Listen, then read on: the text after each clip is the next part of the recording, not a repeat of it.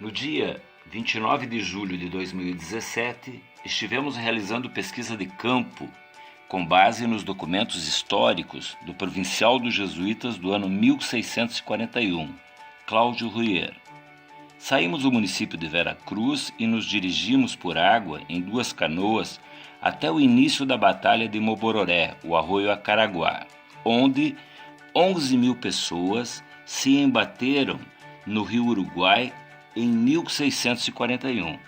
Deste ponto, fomos descendo pelo rio em seus remansos e corredeiras até encontrar o Penhon ou Cerro de Mobororé, onde, em 11 de março do ano passado, estivemos para comemorar os 375 anos da maior batalha naval da América e grande vitória dos jesuítas e guaranis frente às forças bandeirantes.